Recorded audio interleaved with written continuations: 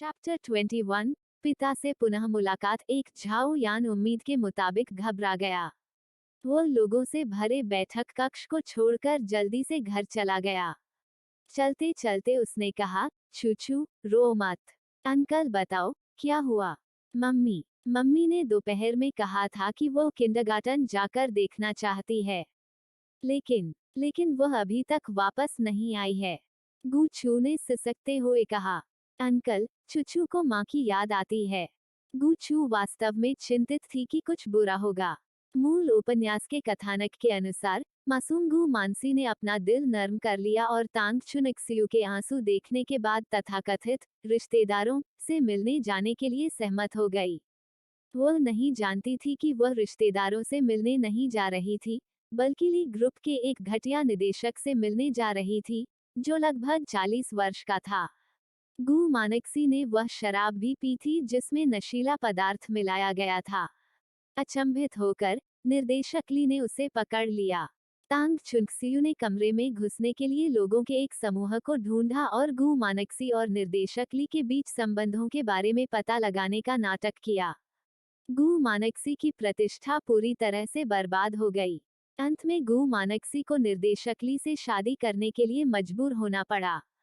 शुरुआत में निर्देशक ली ने गु मानक्सी के साथ काफी अच्छा व्यवहार किया, लेकिन बाद में झाओ मानशी के प्रभाव में निर्देशक ली को पता चला कि गु मानशी की वास्तव में एक बेटी गु छू थी। उसे तुरंत महसूस हुआ कि उसे व्यभिचारी बना दिया गया है और गु मानक्सी के प्रति उसका रवैया पूरी तरह से बदल गया है। वो हमेशा उसे पीटता या डांटता रहता था और वह अक्सर उसे मारता और लाते मारता था। गु मानक्सी की शादी के बाद उसका जीवन काफी दयनीय था। कुछ ही समय बाद उसकी दुखद मृत्यु हो गई। चूचू, चिंता मत करो, चाचा जल्द ही वापस आएंगे। आखिरकार झाओयान लंबे समय से व्यवसाय की दुनिया में था, इसलिए जब सब कुछ नियंत्रण से बाहर होता जा रहा था तब भी वह शांत रहा। स्थिति जितनी अधिक खतरनाक थी, उतना ही उसे शांत रहना पड़ा। उसने पहले गूचू को सांत्वना दी, फिर जल्दी से लोगों को तांग चुनसियू के ठिकाने की जांच करने के लिए भेजा। कंपनी अपार्टमेंट से ज्यादा दूर नहीं थी। 10 मिनट बाद झाओ यान घर चला गया। गूचू की आंखें लाल थीं। वह सिर झुकाए सोफे पर बैठ गई। जब उसने दरवाजा खुला होने की आवाज सुनी तो गूचू को सुखद आश्चर्य हुआ। माँ। झाओ यान को दरवाजे पर देखकर गूचू ने सूंघ लिया और व्यथित होकर कहा, अंकल, माँ अभी तक वापस नहीं आई हैं। वह दोपहर में कंप्यूटर पर खेलने के लिए मुझ पर गुस्सा हो रही होगी। माँ गुस्से में है। अंकल, मैं जाकर मम्मी को ढूंढना चाहता हूँ। गूचू ने अभी अभी गु मानक्सी का जीपीएस चेक किया था। इसमें कहा गया कि वह शहर के केंद्र में एम्पायर होटल में थी। झाओ यान ने कमरे में प्रवेश किया और गूचू को ले जाने के लिए नीचे झुका। चूचू, पहले अपने कमरे में वापस जाओ। अंकल तुम्हारी माँ को ढूंढने जाएंगे। गूचू ने तुरंत झाओ यान की गर्दन को गले लगाया और अपना छोटा सिर हिलाया। वह चिल्लाई, मैं नहीं चाहता, मैं माँ को ढूंढना चाहता हूँ। जैसे ही झाओ यान कुछ कहने ही वाला था, उसके हाथ में कुछ बीप की आवाज सुनाई दी। उनके अधीनस्थों को पहले ही तांग चुनसियू के पदचिह्न मिल गए थे। उन्होंने कहा कि तांग चुनक्सियू गु मानक्सी को एम्पायर होटल में लाया था। झाओ यान का चेहरा काला पड़ गया। उसने गूचू की ओर देखा जो अभी भी उसकी बाहों में था। झाओ यान ने आह भरी और समझौता कर लिया। चूचू, अंकल तुम्हें तुम्हारी माँ को ढूंढने लाएंगे, लेकिन चूचू, तुम्हें अच्छा बनना होगा। तुम्हें इधर उधर भागने की इजाजत नहीं है, समझे? गूचू ने जोर से सिर हिलाया। चाचा, चिंता मत करो, मैं भागूंगा नहीं, मैं बस निर्देशक ली का भविष्य बर्बाद करना चाहता हूँ। झाओ यान एम्पायर होटल चला गया। सौभाग्य से दूरी बहुत अधिक नहीं थी। आधे घंटे बाद झाओ यान एम्पायर होटल के पार्किंग स्थल पर पहुंचे। झाओ यान अपने 2 सहायकों के साथ कार से बाहर निकले और गूचू को कार में छोड़ दिया। उन्होंने कहा, चूचू, अंकल तुम्हारी माँ को ढूंढने जाएंगे। कार में रहो और इधर उधर मत भागो, समझे? गूचू सिर झुकाए कार से बाहर निकली और बड़बड़ाते हुए बोली, अंकल, बच्चों को कार में बंद मत करो, यह सुरक्षित नहीं है। चैप्टर 22 पिता से फिर मिलना। दो गूचू निकटतम आलीशान लिफ्ट तक गई और 30वीं मंजिल का बटन दबाने के लिए दबे पांव खली गई। उसे याद आया कि मूल उपन्यास में तांग चुनशियू ने गु मानक्सी और निर्देशक ली को 30वीं मंजिल पर निर्वस्त्र होते हुए पकड़ा था। दुर्भाग्य से वह 30वीं मंजिल के लिए बटन दबाने के लिए बहुत छोटी थी। गूचू रोना चाहती थी लेकिन आंसू नहीं निकले। उसका छोटा सा चेहरा झुका हुआ था और गाल गुस्से से फूले हुए थे। छोटी लड़की, तुम यहाँ अकेली क्यों हो? जब सूट पहने दो आदमी लिफ्ट में आए तो गूचू चिंतित होगी। सहायक की तरह दिखने वाले पुरुषों में से एक ने प्यारी सी लड़की को देखा और धीरे से पूछा। गूचू ने अपना छोटा सिर उठाया। चुचू मम्मी को ढूंढने के लिए 30वीं मंजिल पर जाना चाहती है, लेकिन चुचू 30वीं मंजिल का बटन नहीं दबा सकता। ठीक है, अंकल आपकी मदद करेंगे। सूट में सहायक इतना दयालु था कि उसने गूचू को 30वीं मंजिल पर चढ़ने में मदद की। गूचू उसे धन्यवाद देने ही वाली थी कि तभी उसकी नजर सहायक के पास बैठे खामोश आदमी पर पड़ी। गूचू का मुंह के आकार में खुला हुआ था और उसके हृदय में शापों की एक श्रृंखला घूम रही थी। यह ठंडा और अलग थलग आदमी जिसके पूरे शरीर पर मुझे मत छुओ शब्द लिखे हुए हैं, वो ईमेल से सोन चेन था। मूल उपन्यास का अंधा मेल लीड, उसके मूर्ख पिता। हालांकि सोन चेन बहुत ठंडा था। लिफ्ट में प्रवेश करने के बाद उसने गूचू की ओर देखा भी नहीं। भावहीन और सुंदर चेहरे के साथ वह अरबों डॉलर की परियोजना योजना के बारे में सोचते हुए अपने हाथ में नीले दस्तावेज को पलट रहा था। गूचू का मुंह उसके दिल में हिल गया। से ने एक कदम आगे बढ़ाया और सौंग चेन की शर्ट के कोने को खींच लिया। उसने बचकानी आवाज में कहा, अंकल, क्या आपने मेरी मम्मी को देखा है? सौंग चेन ने भौहें चढ़ा दी। उसकी नजर दस्तावेज से हटकर अपनी शर्ट के कोने पर गई। एक छोटा सफेद हाथ उसकी कमीज के कोने को खींच रहा था। यह एक छोटी लड़की थी। वह असाधारण रूप से प्यारी थी। उसकी गांठ अभी तक साफ नहीं हुई थी। यह चमक रहा था। सौंग चेन ने भौहें चढ़ा दी। उसे बच्चों से नफरत थी, विशेषकर बच्चे जिनके थूथन और आंसू साफ नहीं किए गए थे। उनके बगल वाले सहायक ने तुरंत गूचू का हाथ खींच लिया और प्यार से कहा, छोटी लड़की, हमारे राष्ट्रपति एक रोगाणु विरोधी हैं। उनकी शर्ट के कोने को मत खींचो। गूचू ने अपनी आंखें अपने दिल में घुमा ली। मैं आपकी जैविक बेटी हूँ। मानो या ना मानो, भविष्य में मैं तुम्हें माँ के साथ सोने नहीं दूंगी। मैं तुम्हें फर्श पर सुलागी और घुटनों के बल बैठकर इंस्टेंट नूडल्स खिलौगी। आज तुम मुझे अनदेखा कर रहे हो। भविष्य में मैं तुम्हें इसके लिए पछतावा करवागी। उपन्यास की महिला नायक एक मूर्ख और प्यारी लड़की थी और उपन्यास का पुरुष नायक व्यावहारिक रूप से अंधा था। मूल उपन्यास में सोंग चेन भी बेखबर था। वह बचपन में दुर्घटनावश पानी में गिर गया था और एक लंबे बालों वाली छोटी लड़की ने उसे बचाया था। उसने गलती से सोचा कि उसे बचाने वाला व्यक्ति चेंग क्विंगयुन महिला प्रतिपक्षी था। जब चेंग क्विंगयुन लापता हो गई तो सोंग चेन उसे भूल नहीं सका और गु मानक्सी के साथ एक प्रेमी के अनुबंध पर हस्ताक्षर किए जो चेंग क्विंगयुन के समान दिखता था। नाटकीय बात यह थी कि जिस छोटी लड़की ने सोंग चेन को बचपन में बचाया था वह गु मानक्सी थी। वह चेंग क्विंगयुन नहीं थी। अंत तक ऐसा नहीं हुआ कि सोंग चेन, जो अंधा था, ने सच्चाई सीखी। उसे इसका पछतावा हुआ, लेकिन तब तक बहुत देर हो चुकी थी।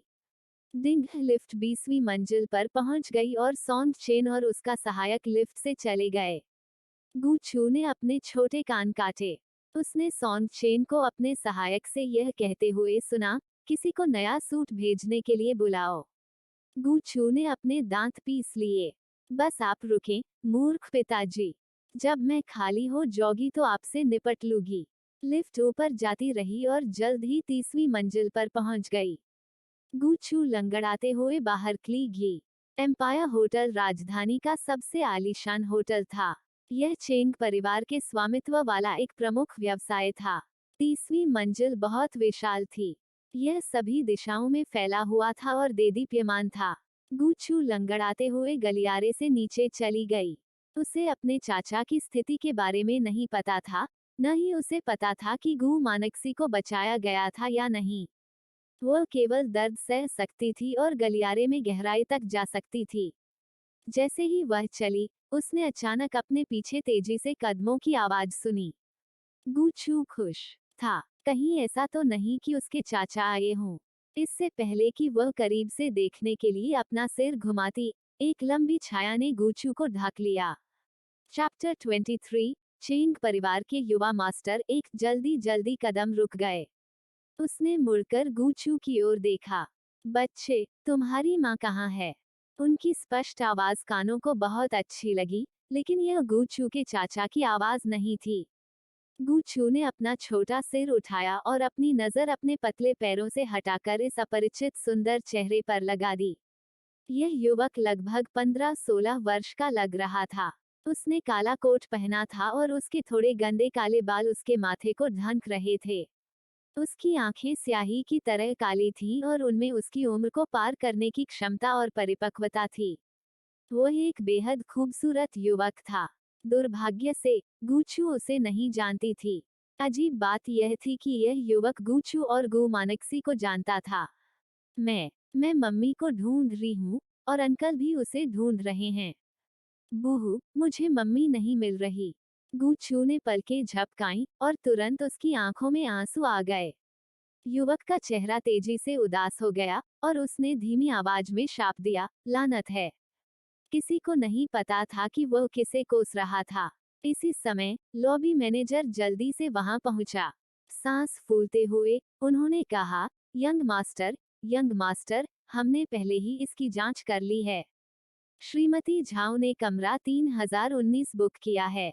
कुछ व्यवसाय पर चर्चा करने के लिए आज ली परिवार के निदेशक ली के साथ उनका अपॉइंटमेंट है। जैसे ही लॉबी मैनेजर ने बात की, गूचू को तुरंत इस खूबसूरत युवक की पहचान पता चल गई। एम्पायर होटल राजधानी में चेंग परिवार की संपत्ति थी। एम्पायर होटल के लॉबी मैनेजर द्वारा यंग मास्टर कहलाने के लिए इस व्यक्ति को चेंग परिवार का एकमात्र वैध पुत्र होना चाहिए। उसका नाम चेंग क्यूई था। मूल उपन्यास में इस दयनीय युवा मास्टर के बारे में अधिक वर्णन नहीं थे।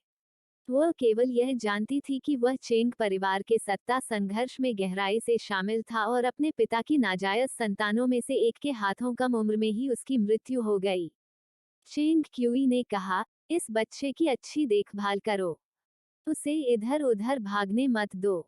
लॉबी मैनेजर ने अपने माथे से पसीना पोंछा और सम्मानपूर्वक कहा, चिंता मत करो, यंग मास्टर। चेंग क्यूई ने गूचू को पीछे छोड़ दिया और तेजी से कमरा 3019 की ओर भागी।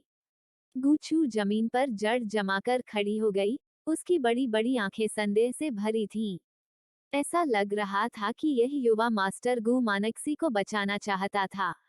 हालांकि चेंग क्यूई और गू मानक्सी पूरी तरह से असंबंधित थे। वह यह सब क्यों कर रहा था?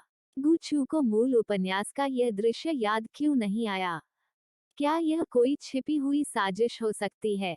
गूचू ने इसके बारे में सोची और हॉल प्रबंधक की बाधा को नजरअंदाज कर दिया। वह चेंग क्यूई के नक्शे कदम पर चली। चेंग क्यूई कमरा 3019 की ओर बढ़ा। वह अब किसी की हत्या करना चाहता था। वह क्रोधित था। उसने कभी उम्मीद नहीं की थी कि गू मानक्सी इतनी भोली होगी। वह मूर्खतापूर्वक तांग चुनशियू की कार में बैठ गई थी और उसे निर्देशक ली के लिए यहाँ लाया गया था। क्या ऐसा हो सकता है कि बेटी को जन्म देने के बाद उसका आईक्यू कम हो गया हो? कमरा 3019 कसकर बंद था और दरवाजे के सामने का कालीन रेड वाइन से सना हुआ था। चेंग क्यूई का चेहरा सख्त था जब उसने अपने यूनिवर्सल रूम कार्ड से कमरे का दरवाजा खोला। होटल का वीआईपी कमरा बेहद आलीशान था और आलीशान बिस्तर से चीखने चिल्लाने की आवाजें आ रही थीं। गू मानक्सी में अभी भी थोड़ी सी चेतना बाकी थी। उसने अपनी पूरी ताकत से संघर्ष किया और दया की भीख मांगी। हालांकि उसके शरीर पर बैठा आदमी अभी भी बेरहमी से इधर उधर घूम रहा था, मजाक में हंस रहा था। चेंग क्यूई की पुतलियां अचानक फैल गईं और उसका गुस्सा भयंकर रूप से भड़क उठा। वह तेजी से आगे बढ़ा उसने मोटे अधेड़ उम्र के आदमी को जबरदस्ती बिस्तर से खींच लिया और लात मारकर दूर फेंक दिया। चेंग क्यूई ने तुरंत अपना काला कोट उतार दिया और गु मानक्सी के शरीर को ढक दिया। उसने धीरे से उसे अपनी बाहों में पकड़ लिया और उसकी आवाज आश्चर्यजनक रूप से शांत थी। डरो मत, डरो मत। कुछ नहीं हुआ। गु मानक्सी का शरीर कांप रहा था और उसका चेहरा पीला पड़ गया था। उसके चेहरे से आंसू बह निकले और वह जोर से रो नहीं सकी। उसने कभी नहीं सोचा था कि उसका सामना इतनी भयानक और गंदी चीज से होगा। तांग चुनशियू ने उसे कार में बैठने के लिए धोखा देने के लिए अपने शब्दों का इस्तेमाल किया। उसने कहा कि वह केवल अपने रिश्तेदारों से मिलने जा रही थी, लेकिन उसने उसे शराब दी और इस घृणित आदमी के बिस्तर पर भेज दिया। उसकी दुनिया तुरंत ढह गई और सब कुछ एकदम अंधकार में हो गया। आउच! कौन मेरा दिन बर्बाद करने की हिम्मत करता है? निर्देशक ली ने 2 गिलास शराब पी ली, इसलिए वह अतिरिक्त लापरवाह हो रहे थे। चैप्टर 24 चेंग परिवार के युवा मास्टर 2 चेंग क्यूई की निगाहें ठंडी और ठंडी होती गईं। उसने गु मानक्सी के कपड़ों को ऊपर से नीचे तक जांचा। सौभाग्य से चेंग क्यूई समय पर आ गया। गु मानक्सी ने अभी भी अपने कपड़े पहने हुए थे, इसलिए सबसे बुरा अभी तक नहीं हुआ था।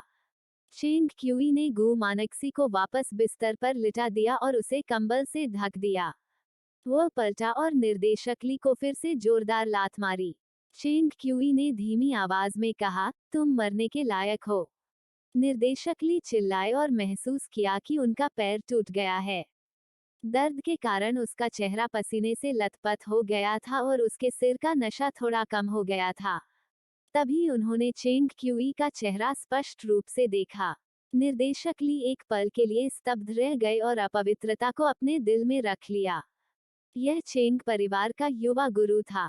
फिलहाल वह उसे नाराज करने का जोखिम नहीं उठा सकता था। उसकी आंखें घूम गईं और उसने खुद को समझाने के लिए दर्द सहा। युवा मास्टर चेंग, यह मेरी मंगेतर है। कृपया गलत न समझें। माँ, चुचू ने आखिरकार तुम्हें ढूंढ लिया है। गुचू थोड़ा लंगड़ाते हुए अंदर भागी। उसने बिस्तर पर गु मानक्सी को देखा, जो अभी भी पूरी तरह से तैयार थी। फिर उसकी नजर निदेशक ली पर पड़ी, जो जमीन पर थे। गुचू ने अंततः राहत की सांस ली। सौभाग्य से कुछ नहीं हुआ। गुचू ने अपनी 2 छोटी भुजाएं फैला दी। वो व्यथित लग रही थी, जैसे वो उसे गले लगाना चाहती थी। माँ, चुचू भूखी है। उसकी मनमोहक आवाज कोमल सूरज की किरण की तरह थी, जो तुरंत गु मानसी की उदास दुनिया में अंधेरे को दूर कर देती थी। गुचू उसकी आशा थी। गु मानक्सी ने जल्दी से अपने आंसू पोंछे और गुचू को गले लगाने के लिए बिस्तर से उठ गई। वह सिसकते हुए बोली, चुचू, अच्छे बनो। मम्मी चुचू को बाद में खाने के लिए लाएंगी। मम्मी क्यों रो रही है? गुचू ने अनाड़ीपन से अपने मोटे हाथों से गु मानक्सी के आंसू पोंछ दिए। माँ, क्या तुम्हें भूख लगी है? मैं बाद में खाने के लिए मम्मी को मिल्क केक दूंगी। माँ, रो मत। गुचू का दिल गड़बड़ था। उसे गु मानक्सी के लिए खेद महसूस हुआ। अपने पिछले जीवन में गुचू एक अनाथ थी। उसके माता पिता नहीं थे। जब वह पहली बार इस दुनिया में आई तो बच्ची बन चुकी थी। शुरू में उसे इसमें से कुछ भी पसंद नहीं आया और वह चुपचाप वहां से भाग जाना चाहती थी। गु मानक्सी कमजोर, दयालु और प्यारी थी। उपन्यास में उन्हें बुरी तरह प्रताड़ित किया गया था, लेकिन फिर भी वह एक अच्छी माँ थी। धीरे धीरे गुचू उसे अपनी माँ की तरह मानने लगा। निर्देशक ली, जो जमीन पर लेटे हुए थे, ने अविश्वास से अपनी आंखें चौड़ी कर लीं। वास्तव में आपका एक बच्चा है। तांग चुनशियू ने उससे क्या कहा? उन्होंने कहा कि उनकी सबसे बड़ी बेटी, जो शुद्ध और मासूम थी, बचपन से ही विदेश में पली बड़ी थी और दुनिया के मामलों को नहीं जानती थी। निर्देशक ली को लगा कि उन्हें धोखा दिया गया है। गु मानक्सी ने चूचू को गले लगाया और निर्देशक ली को नजरअंदाज कर दिया। वह मुड़ी और चेंग क्यूई को धीरे से धन्यवाद दिया। धन्यवाद। मौका मिलने पर मैं तुम्हें चुका दूंगी। चेंग क्यूई ने अपनी भौहें ऊपर उठाईं। उसे लगा कि उसका लहजा थोड़ा अजीब था। चेंग क्यूई ने गु मानक्सी को सिर से पैर तक देखा और अस्थायी रूप से पूछा, क्या तुम्हें मैं याद नहीं हूँ? इससे पहले कि वह अपनी बात पूरी कर पाता, दरवाजे के बाहर से लगातार कदमों की आवाज आने लगी। तांग चुनक्सियू की क्रोधित और गुस्सा भरी आवाज थी, यान, मैंने पहले ही कहा था कि मानक्सी पैसे के लिए लालची थी और जानबूझकर फंस गई थी निर्देशक ली के साथ। वो एक सुदूर गांव से आई थी। जब उसने एक अमीर आदमी को देखा और सामाजिक स्तर पर चढ़ने की कोशिश की, तो क्या आपको लगता है कि मैं उसे रोक सकता था? माँ, मुझे मैक्सी ले चलो। तुम बहुत जिद्दी हो। आप और मानशी 18 साल से भाई बहन हैं, और फिर भी आपको केवल गु मानशी की परवाह है। तांग चुनशियू का स्वर काफी असंतुष्ट था। झाओ यान चिंतित था। एम्पायर होटल आलीशान और हाई एंड होने के लिए मशहूर था। जो मेहमान होटल में रुक सकते थे वे या तो अमीर थे या कुलीन थे। इसलिए होटल रहस्य रखने में बहुत अच्छा था और मेहमानों की जानकारी आसानी से प्रकट नहीं करता था। यहाँ तक कि झाओयान, जिसे पहले से ही शक्ति और प्रभाव वाला व्यक्ति माना जा सकता था, को लॉबी मैनेजर से गु मानक्सी का कमरा नंबर नहीं मिल सका। सौभाग्य से झाओयान की मुलाकात तांग चुनक्सियू से हुई। तांग चुनक्सियू 10 से अधिक रिश्तेदारों से घिरी हुई थी। नाम के तौर पर तांग चुनशियू अपने रिश्तेदारों को अपनी सबसे बड़ी बेटी मानक्सी से मिलवाना चाहती थी, लेकिन वास्तव में वो उसे पकड़ना चाहती थी और निर्देशक ली के साथ उसके रिश्ते को उजागर करना चाहती थी। चैप्टर 25, चेंग परिवार का युवा मास्टर 3। तब तक गु मानक्सी अपना नाम साफ नहीं कर पाएगी चाहे उसने कुछ भी किया हो। उसके पास निर्देशक ली से शादी करने के अलावा कोई विकल्प नहीं होगा। यान, क्या तुम्हें अपनी माँ पर विश्वास नहीं है? तांग चुनशियू ने अपनी आंखों के कोने से आंसू पोंछे और झाओ यान और रिश्तेदारों को कमरा 3019 में ले गई। उसने समय की गणना कर ली थी। अब तक कमरे में 2 लोगों का काम शायद खत्म हो चुका था। कमरा 3019। दरवाजा पूरा खुला था। तांग चुनक्सियू ने अंदर जाते हुए कहा, देखो, निर्देशक ली और मानक्सी अभी भी हैं। उसके बाकी शब्द उसके गले में फंस गए थे। तांग चुनक्सियू ने चेंग क्यूई, गु मानक्सी, गुचू और निर्देशक ली को देखा जो फर्श पर थे। तांग चुनशियू स्तब्ध रह गई। यह लिटिल बास्टर्ड गुचू यहाँ क्यों थी? और चेंग परिवार का युवा स्वामी, वह भी यहाँ क्यों था? झाओ यान ने कमरे में कदम रखा और गु मानक्सी को अच्छी स्थिति में देखा। उसे बड़ी राहत महसूस हुई। मानक्सी, यह अच्छा है कि तुम ठीक हो। मैं बहुत डर गया था। चूचू, क्या मैंने तुम्हें कार में मेरा इंतजार करने के लिए नहीं कहा था? गुचू ने अपनी पलकें खुजाईं और एक अजीब चेहरा बनाया और जल्दी से खुद को गु मानक्सी की बाहों में दफन कर लिया। झाओ यान को समझ नहीं आ रहा था कि हंसे या रोए। चेंग क्यूई ने कहा, मैनेजर वांग, जाओ और पुलिस को बुलाओ। हमले की एक घटना हुई है। सबूत और गवाह सभी यहाँ हैं। मैनेजर वांग 30वीं मंजिल पर लॉबी मैनेजर थे। उसने झट से सिर हिलाया। हाँ, यंग मास्टर, मैं अब जाऊंगा। निर्देशक ली का पैर टूट गया था और वो खड़े नहीं हो पा रहे थे। उसे पहले से ही कुछ गलत होने का आभास हो गया था। पुलिस को बुलाओ। पुलिस को किस लिए बुलाओ? मैं निर्दोष हूँ। यह निर्देशक टेंग ही थे जिन्होंने मुझसे कहा था कि वो अपनी बड़ी बेटी की शादी मुझसे करना चाहती हैं और मैं अपनी मंगेतर के साथ सो रहा हूँ। क्या यह कानून के खिलाफ है? गु मानक्सी का चेहरा काला पड़ गया। गु मानक्सी ने गुचू को झाओ यान को सौंप दिया और धीरे से कहा, बड़े भाई, कृपया पहले चूचू को ले जाएं। चूचू अभी भी ऐसा कुछ देखने के लिए बहुत छोटी है।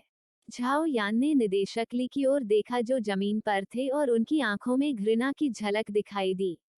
झाओ यान अब तांग चुनक्सियू की हरकतों को पूरी तरह से समझ गया। वह झाओ और ली परिवारों के बीच विवाह चाहती थी, लेकिन वह अपनी अनमोल बेटी मंशी से अलग होना बर्दाश्त नहीं कर सकती थी, इसलिए उसने लापता मानसी को ढूंढने का एक तरीका सोचा।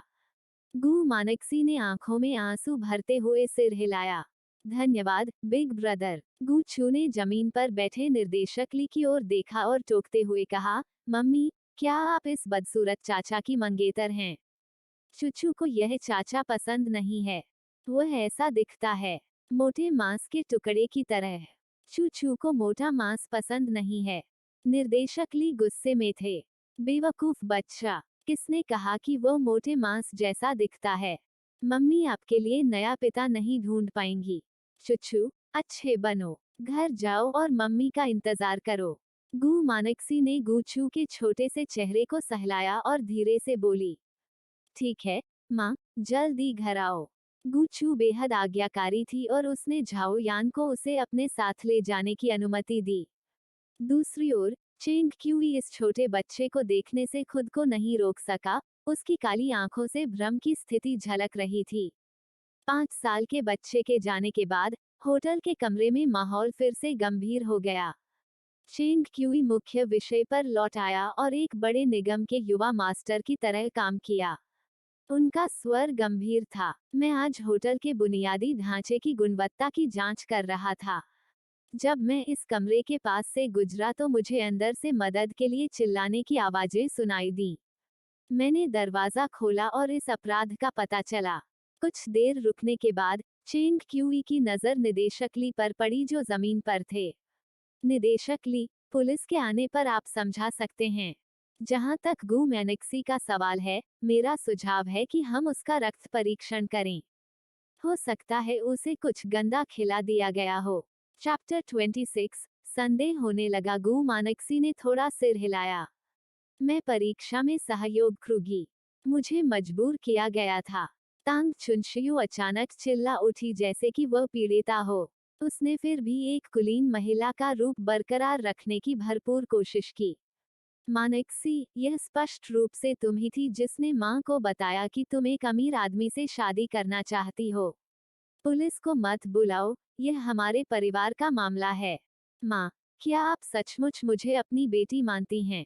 क्या आपने मुझे कार में जो पानी दिया था, क्या वह सचमुच ठीक है? इसे पीने के बाद मुझे चक्कर और कमजोरी क्यों महसूस हुई?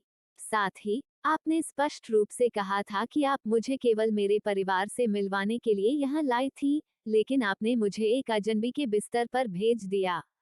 आप कहते रहे कि आपको चुचू के लिए राजधानी में सबसे अच्छा किंडरगार्टन मिला। मैं उस किंडरगार्टन में गई और देखा कि वह सुअरबाड़े से भी बदतर था। जब आप मुझे वापस लाए थे, तो आप केवल मेरा उपयोग करना चाहते थे, है ना? तांग चुनशियू मूल रूप से जवाब देना चाहती थी, लेकिन जब शब्द उसके मुंह तक पहुंचे, तो उसने अचानक गू मानक्सी की आंखों में देखने की हिम्मत नहीं की। निर्देशक ली को जमीन से उठने के लिए संघर्ष करना पड़ा। उसकी जांघ में बहुत दर्द हो रहा था और उसका सिर पसीने से लथपथ था। इस समय निर्देशक ली ने भी मोटे तौर पर तांग चुनशियू के इरादों को समझ लिया। विदेश से कौन सी बेटी? वे सब झूठ थे। निर्देशक ली ने जल्दी से कहा, यह वास्तव में मेरी गलती नहीं है। यह तांग चुनशियू ने कहा था। उनकी सबसे बड़ी बेटी मेरे जैसे पुरुषों को पसंद करती है। मैं तैयार था। जब मैं इस कमरे में आया, तो बिस्तर पर कोई लेटा हुआ था। निर्देशक ली ने रिश्ते से खुद को दूर करने और जितना संभव हो सके अपने अपराध को कम करने की कोशिश करने के तरीकों के बारे में सोचना शुरू कर दिया। उनकी सामाजिक प्रतिष्ठा ली परिवार के हितों से संबंधित थी। तांग चुनशियू के पीछे रिश्तेदारों का समूह निराशा से एक दूसरे को देख रहा था। एक बुजुर्ग व्यक्ति ने स्थिति में बीच बचाव करना शुरू किया और मुस्कुराते हुए कहा, युवा मास्टर चेंग, पुलिस को बुलाने में जल्दबाजी न करें। यह सब गलतफहमी है। आपके पिता के साथ मेरे बहुत अच्छे संबंध हैं। चेंग क्यूई अवाक था। झाओ परिवार के बूढ़े व्यक्ति के चेहरे पर दयालु भाव था और उसने मुस्कुराते हुए कहा, यह सब गलतफहमी है। मानसी, तुम अभी भी हमारे झाओ परिवार के सदस्य हो। सम्मान और अपमान साथ साथ चलते हैं। यदि यह मामला तूल पकड़ता है, तो यह हमारे झाओ परिवार और ली परिवार के लिए अच्छा नहीं होगा। हम इसे शांत क्यों नहीं करते? आप क्या सोचते हैं? देखो, तुम्हारा बिना शादी का बच्चा है। इस तरह का घोटाला भी हमारे झाओ परिवार द्वारा स्वीकार किया जा सकता है। आइए अपने दिल एक साथ रखें और एक दूसरे को समझें। बाकी सभी रिश्तेदार सहमत हो गए। गू मानसी का दिल डूब गया जब उसने पूछा, तुम कौन हो? बूढ़े ने मुस्कुराते हुए कहा, मैं तुम्हारा दूसरा चाचा हूँ। क्या तुम्हें याद नहीं है?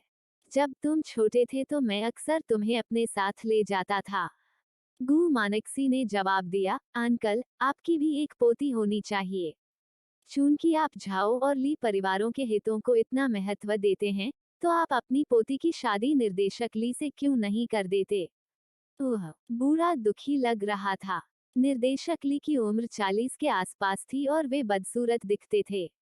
वह ऐसे आदमी से अपनी बहुमूल्य पोती की शादी कैसे कर सकता है? गु मानक्सी के शादी से पहले बच्चे थे। जिन महिलाओं ने बच्चे को जन्म दिया था वे सबसे कम मूल्यवान थीं, इसलिए निर्देशक ली से शादी करना उनके लिए कोई नुकसान नहीं था।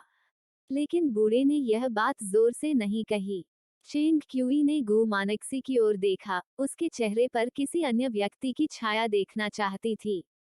दुर्भाग्य से वो उसे देख नहीं सका। ऐसा इसलिए भी हो सकता है क्योंकि उनकी एक्टिंग बहुत अच्छी थी। गु मानक्सी बहुत कमजोर थी, चतुर नहीं थी, चालाक नहीं थी। उसमें बस थोड़ी सी जिद थी जिसे अभी भी एक गुण माना जा सकता है। चेंग क्यूई मदद नहीं कर सका लेकिन सोचने लगा, क्या ऐसा हो सकता है कि उसे गलत व्यक्ति मिल गया हो? लेकिन जिस आईपी एड्रेस को ट्रैक किया जा रहा था, उससे साफ पता चला कि यह गु मानक्सी का घर था। इस दुनिया में केवल वही व्यक्ति हो सकता है जिसके पास इतनी शानदार हैकिंग स्किल्स हों। मिस गु, आपका निर्णय क्या है? चेंग क्यूई ने पूछा। चैप्टर 27, मेरी मां को धमकाओ मत। एक गु मानक्सी ने उसकी पतली बाहों को गले लगा लिया। पुलिस को बुलाओ। आपको परेशान करने के लिए क्षमा करें, young master Cheng. Cheng Qi मुस्कुराया। ठीक है। तांग चुनशियू ने गु मानक्सी को अविश्वास से देखा। आखिरकार उसके दिखावे का आखिरी टुकड़ा भी टूट गया। वह चिल्लाए बिना नहीं रह सकी, आप झाओ परिवार के सदस्य हैं, और झाओ परिवार का खून आपकी रगों में बहता है। क्या आप थोड़ा और उदार नहीं हो सकते और झाओ और ली परिवारों को जाने नहीं दे सकते? गु मानक्सी ने एक शब्द भी नहीं कहा, न ही उसके पास कहने के लिए कुछ था। ऐसा कहा जाता था कि माँ और बच्चा दिल से जुड़े होते हैं, और माँ हमेशा अपने बच्चों से प्यार करती हैं। हालांकि तांग चुनशियू में गु मानक्सी ने केवल ठंडी व्यर्थता और लाभ देखे।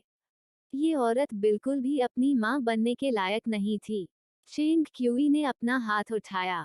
पुलिस को बुलाओ। किसी ने उसे रोकने की हिम्मत नहीं की। गुचू को झाओ यान द्वारा घर लाया गया था। झाओ यान ने गुचू की सुरक्षा के लिए एक नानी को भेजा और जल्दी से चला गया। गुचू ने अकेले ही अपना रात्रिभोज समाप्त किया और अपनी माँ के वापस आने का इंतजार करने लगी। गुचू ने अपनी ठुड्डी उसके हाथ पर रखी और वापस अपने कमरे में चली गई।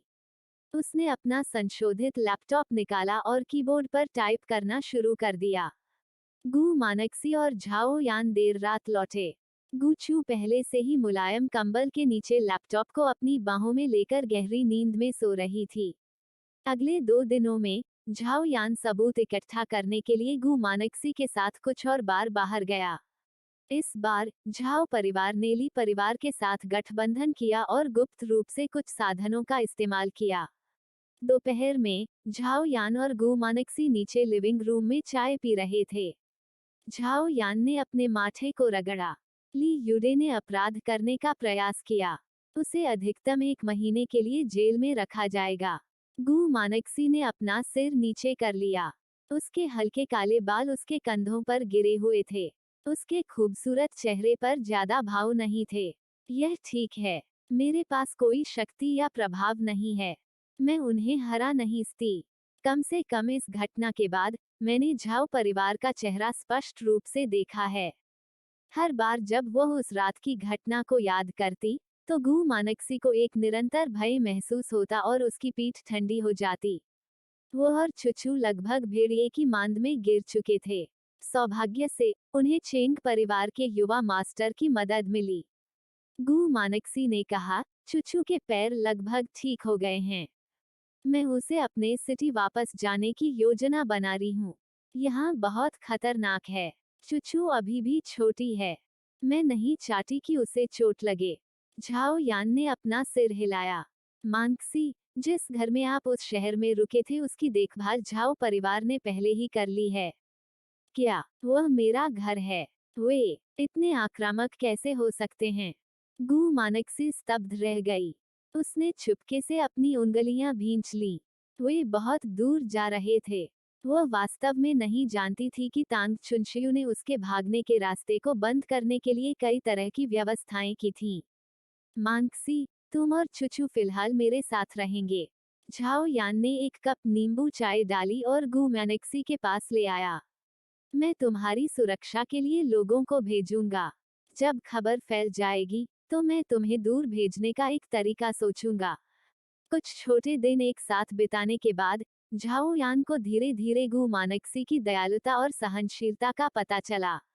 यह एक ऐसी महिला थी जो कमजोर लगती थी लेकिन वास्तव में जिद्दी थी। वह उसकी बहन थी। गु मानक्सी ने चाय का कप कसकर पकड़ लिया और धीरे से उसे धन्यवाद दिया। उसने फिर पूछा, भाई, क्यों? झाओ परिवार के साथ आपके संबंध बहुत अच्छे क्यों नहीं हैं? यह हमेशा गु मानक्सी का प्रश्न था। झाओ यान स्पष्ट रूप से झाओ परिवार का सबसे बड़ा बेटा था, लेकिन वह हमेशा उसके पक्ष में खड़ा था। झाओ यान ने गर्म चाय का एक घूंट लिया और कहा, यह बहुत गंदी है। मुझे यह पसंद नहीं है। जैसे जैसे वह बड़ा हुआ, झाओ यान को धीरे धीरे पता चला कि उसके दिल में उसके पिता, जो शानदार थे, एक पाखंडी थे जो केवल पैसे की परवाह करते थे। उसकी माँ, जो उसके दिल में प्यार करती थी, ने गुप्त रूप से अन्य पुरुषों को पाला था। और उसकी बहन, झाओ मनशी, जो अच्छी तरह से पढ़ी लिखी और दिल से समझदार थी, एक षड्यंत्रकारी थी जिसे दयनीय होने का दिखावा करना पसंद था। झाओ यान को इस तरह का परिवार पसंद नहीं था। वह अपने परिवार की पीठ पीछे सेना में शामिल होने गए। उन्हें सेना की शुद्धता पसंद थी और राजधानी की आडंबरपूर्ण फिजूलखर्ची से नफरत थी। उसके आसपास के लोग बहुत गंदे थे। वहाँ साफ सुथरे लोग बहुत कम थे। चैप्टर 28, मेरी माँ को धमकाओ मत दो। गु मानक्सी एक साफ सुथरी और दयालु महिला थी।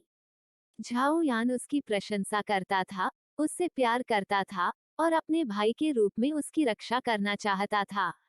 भाई और बहन ने बात करना जारी रखा, लेकिन उन्हें नहीं पता था कि उनकी बातचीत कोने में छोटे कानों द्वारा सुनी गई थी। गू चू ने उसकी ठुड्डी को छुआ, उसका छोटा चेहरा खुशी से चमक उठा।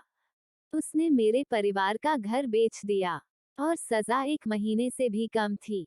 मैं, गू चू, तुम्हें वह कभी नहीं मिलने दूंगी जो तुम चाहते हो। जो कोई भी मेरी माँ को धमकाएगा, मैं तुम्हारे पूरे परिवार को पीड़ित कर दूंगी। इन कुछ दिनों में झाओ परिवार बहुत व्यस्त था।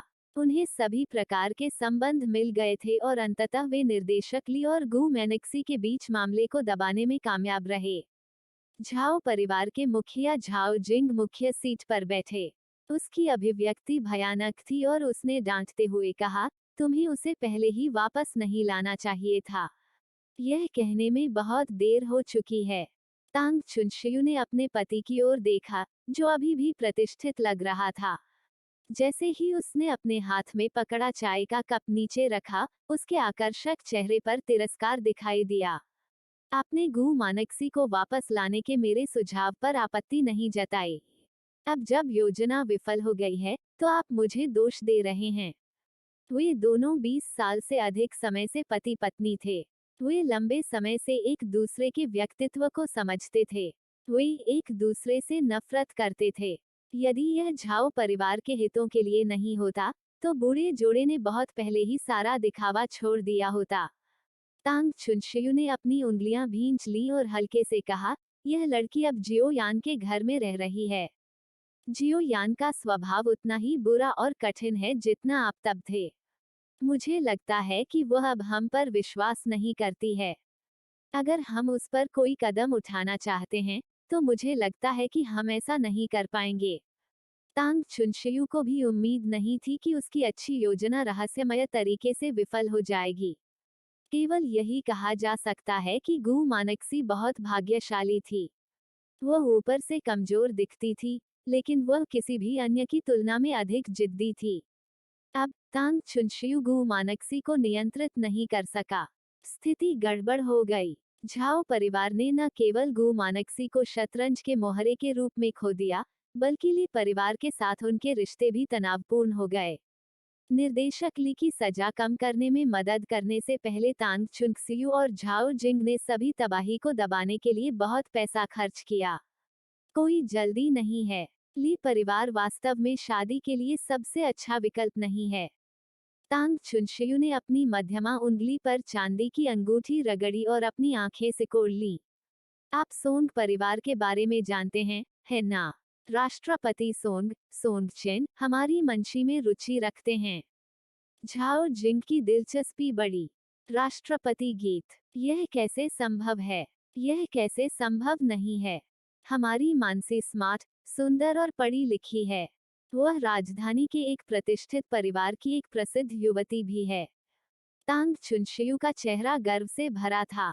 मैं अगले कुछ दिनों में कुछ व्यवस्था करूंगा। तांग चुनशियू की आंखें दृढ़ संकल्प से चमक उठीं। उसे अपनी सबसे छोटी बेटी पर पूरा भरोसा था। पति पत्नी बातें कर रहे थे तभी बटलर दौड़कर अंदर आया। चलते चलते वह चिल्लाया, मैडम, मास्टर, कुछ बुरा हुआ है। जल्दी खबर देखो, कुछ बड़ा हुआ है। झाओ जिंग ने अपनी भौहें उठाईं और अप्रसन्न दिखे। आप किस लिए घबरा रहे हैं? यह उचित नहीं है। बटलर इतना चिंतित था कि उसका चेहरा लाल हो गया था। उसने जल्दी से लिविंग रूम में टेलीविजन चालू कर दिया। टेलीविजन पर प्रमुख समाचार मंच नवीनतम गर्म समाचार प्रसारित कर रहे थे। ली कॉरपोरेशन के लिए यूडे पर रिश्वत लेने, सार्वजनिक धन के गबन, सत्ता के दुरुपयोग, नाबालिग के उल्लंघन और 18 अन्य अपराधों का संदेह है। अभियोजन पक्ष ने गिरफ्तारी को मंजूरी दे दी है। सूत्रों के अनुसार, ली यूडे 1996 से लगातार कर चोरी कर रहे हैं। उन पर कुल 1.8 बिलियन युआन से अधिक की कर चोरी का संदेह है। नेटिजन चर्चा कर रहे हैं और भारी उत्पीड़न की मांग कर रहे हैं। तांग चुनशियू स्तब्ध रह गया। वाह, क्या हो रहा है? बटलर ने जल्दी से कहा, कल देर रात ली ग्रुप के बारे में बड़ी संख्या में घोटाले अचानक इंटरनेट पर सामने आए और बड़ी मात्रा में आंतरिक जानकारी उजागर हुई। तो फिर आपने मंच के पीछे से संपर्क क्यों नहीं किया और नकारात्मक समाचार को हटा क्यों नहीं दिया? झाओ जिंग गुस्से में था। झाओ परिवार और ली परिवार के बीच घनिष्ठ व्यापारिक संबंध थे। Chapter 29, first light. प्रथम प्रकाश। एक ली परिवार संकट में था और झाओ परिवार का व्यवसाय प्रभावित हो सकता है। यहाँ तक कुछ क्षेत्रों में झाओ परिवार भी कानून की सीमाओं का परीक्षण कर रहा था और यह साफ नहीं था। बटलर ने अपना सिर खुजाया और बहुत असहाय था। बहुत अधिक जानकारी है, इसे हटाने का कोई तरीका नहीं है। इस मामले ने शीर्ष पर बैठे लोगों को पहले ही सचेत कर दिया है, इसे दबाया नहीं जा सकता। क्या तुम्हें पता चला कि इसका पर्दाफाश किसने किया? तांग चुनशियू शर्मिंदगी से क्रोधित थी। बटलर बोलने ही वाला था कि झाओ जिंग ने उसे हाथ हिलाकर रोक दिया। उसकी अंधेरी आंखों में एक ठंडी चमक चमक उठी। उसने गहरी आवाज में कहा, अब उस व्यक्ति की जांच करना बेकार है जिसने इसे उजागर किया है। अगर टेलीविजन स्टेशन ने इसे प्रसारित करने की हिम्मत की और इंटरनेट ने इस पर चर्चा करने की हिम्मत की, तो इसका मतलब है कि एक बड़ा शॉट इस मामले में हस्तक्षेप कर रहा है। पुराने झाओ, तुरंत शेयरधारकों की बैठक आयोजित करने के लिए कंपनी को इकट्ठा करें। हम ली परिवार के साथ परियोजना को खत्म करना चाहते हैं और हमारे और ली परिवार के बीच एक रेखा खींचना चाहते हैं। जब आपदा आई, तो हर किसी ने अपनी बेगुनाही साबित करने की कोशिश की। ली परिवार घोटालों से त्रस्त था और उनके लिए चीजों को बदलने की कोई गुंजाइश नहीं थी। झाओ परिवार को उनके और ली परिवार के बीच एक रेखा खींचनी पड़ी। केवल उनके बीच एक स्पष्ट रेखा खींचकर ही वे अपने स्वयं के व्यवसाय की रक्षा कर सकते हैं। झाओ जिंग बटलर के साथ जल्दी में चला गया। विशाल बैठक कक्ष में केवल तांग चुनशियू थी, जिसके हाथ में चाय का कप था और उसकी आंखों में एक अजीब भाव था। टेलीविजन अभी भी ली परिवार के बारे में समाचार प्रसारित कर रहा था। अजीब बात है, तांग चुनशियू ने बुदबुदाते हुए कहा, यह बहुत बड़ा संयोग है। क्या इसका गु मानक्सी से कोई लेना देना है? कुछ दिन पहले डायरेक्टर ली ने गु मानक्सी को नाराज कर दिया था और ली परिवार का घोटाला सामने आने में देर नहीं लगी। क्या ऐसा हो सकता है कि कोई गु मानक्सी के लिए खड़ा हो? तांग चुनशियू के माथे पर ठंडा पसीना दिखाई दिया। उसने सिर हिलाया। यह असंभव था। गु मानक्सी के पास कोई पृष्ठभूमि और शक्ति नहीं थी। अधिक से अधिक वो केवल झाओ यान पर भरोसा कर सकती थी। हालांकि भले ही झाओ यान व्यवसाय की दुनिया में एक उभरता हुआ सितारा था, लेकिन वर्तमान में उसके पास ली परिवार को हिलाने की ताकत नहीं थी। यह एक संयोग होना चाहिए, तांग चुनशियू ने खुद को सांत्वना दी। यह हो सकता है कि निर्देशक ली आमतौर पर बहुत दिखावटी हों और उनके अन्य दुश्मनों ने ऐसा किया हो। राजधानी में चेंग परिवार की जागीर में कॉफी की खुशबू हवा में भर गई। चेंग क्यूई ने अपनी बाहें उसकी छाती के सामने कर लीं। जैसे ही उसके दिमाग में एक विचार कौंधा, उसकी खूबसूरत आंखें सिकुड़ गईं। उसके सामने का अत्याधुनिक कंप्यूटर तेजी से काम कर रहा था और सूचना का आईपी पता लगाने की कोशिश कर रहा था। वह विशेष सूचना स्रोत फिर सामने आया। सूचना स्रोत सामने आने के कुछ ही समय बाद ली परिवार के आंतरिक घोटालों के बारे में बड़ी मात्रा में जानकारी इंटरनेट पर दिखाई दी। बड़ी संख्या में घोटाले सामने आने के बाद यह छोटा सूचना स्रोत तुरंत गायब हो गया। समुद्र में गिरती पानी की एक बूंद की तरह वह खामोश थी। चेंग क्यूई ने तुरंत इसका पता लगा लिया, लेकिन वह केवल उस क्षेत्र पर अस्थायी रूप से ताला लगा सका जहां आईपी दिखाई दिया था, राजधानी का पश्चिमी जिला। इसके अलावा गु मानक्सी वर्तमान में पश्चिमी जिले में रह रहा था। चेंग क्यूई ने पिछली बार जिस आईपी पते का पता लगाया था वह पिंगेन टाउन में था, जो कि वह शहर भी था जहां गु मानक्सी रहता था। क्या यह फिर से गु मानक्सी हो सकता है? चेंग क्यूई इसका पता नहीं लगा सका और उसके दिमाग में गु मानक्सी की आकृति उभर आई। वो एक पतली महिला थी, कोमल, नाजुक, शक्तिहीन और औसत दर्जे की। चाहे कुछ भी हो, चेंग क्यूई उस पर एक और धूर्त छाया नहीं देख सकती थी। क्या उसे गलत व्यक्ति मिल गया? या क्या गु मानक्सी का अभिनय बहुत अच्छा था? चेंग क्यूई को याद आया, वह व्यक्ति न केवल एक शीर्ष हैकर था बल्कि अभिनय और भेष बदलने में भी बहुत अच्छा था। वो कई वर्षों से इस व्यक्ति पर नजर रख रहा था और हमेशा सोचता था कि वह एक पुरुष है। अंत में वो गलती से उसके साथ सो गया था। चेंग क्यूई को यह जानकर आश्चर्य हुआ कि वह एक पुरुष होने का नाटक कर रही थी। चेंग क्यूई ने अपनी आंखें नीची कर ली और सोच में डूब गया। उसने ठंडी कॉफी का एक घूंट लिया। आइवरी कॉफी का थोड़ा कड़वा स्वाद उसके मुंह में फैल गया और चेंग क्यूई लंबे समय तक अवाक रहा। मुझे उम्मीद नहीं थी कि इस दुनिया में इतना शक्तिशाली फायरवॉल होगा। मैं लगभग पिघल गई थी। छोटे से अपार्टमेंट में गु छू ने अपनी छोटी नाक को रगड़ा, फैलाया और कंप्यूटर बंद कर दिया। उसे केवल कुछ महीनों के लिए कैसे बंद रखा जा सकता है? उसे कम से कम आजीवन कारावास की सजा दी जानी चाहिए और उसके सारे पैसे खो दिए जाने चाहिए।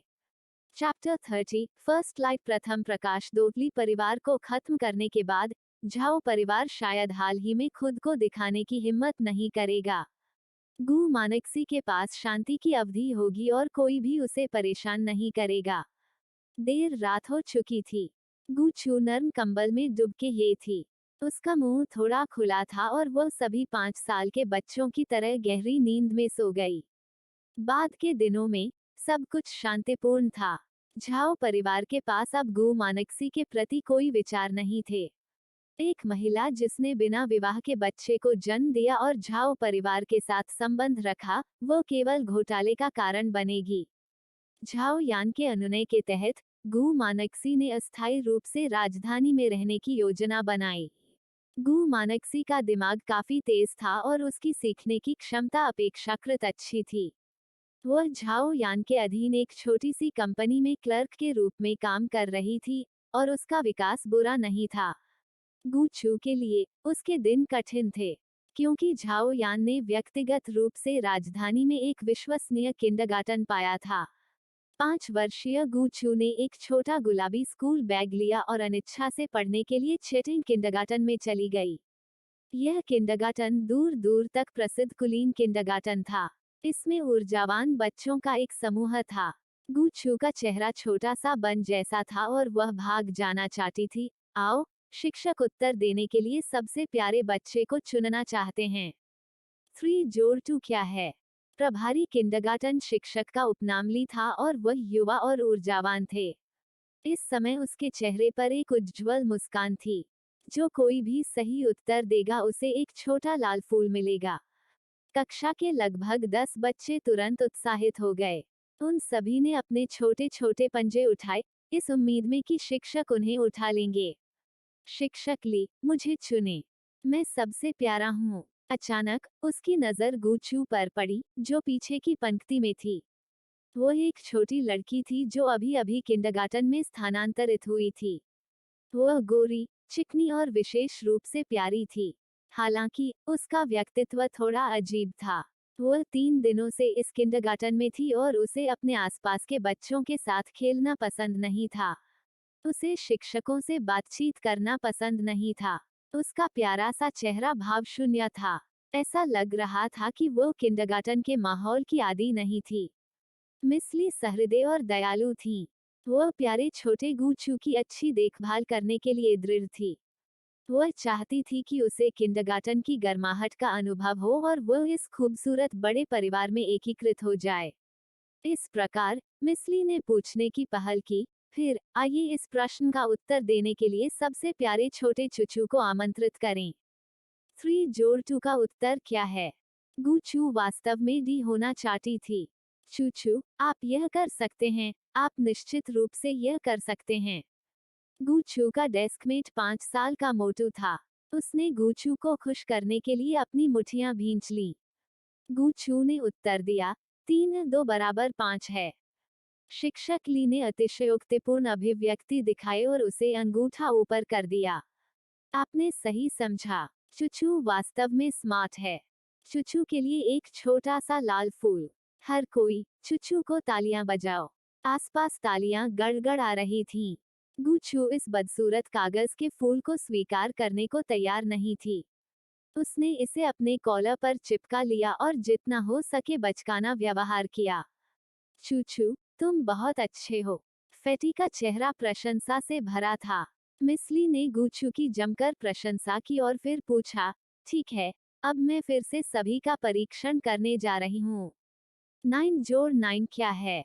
यदि आप सही उत्तर देते हैं, तो आपको 2 छोटे लाल फूल मिलेंगे। इस प्रश्न का पता नहीं।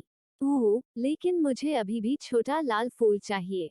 शावक बातें कर रहे थे, जिससे गूचू के सिर पर चोट लग रही थी। आसपास के बच्चों को चुप कराने के लिए गूचू ने अपना हाथ उठाया। मिसली आश्चर्यचकित थी। क्या हमारा चुचू इस प्रश्न का उत्तर देना चाहती है? मुझे बताओ, चुचू, इसका उत्तर क्या है? यदि आप इसे गलत पाते हैं तो कोई बात नहीं।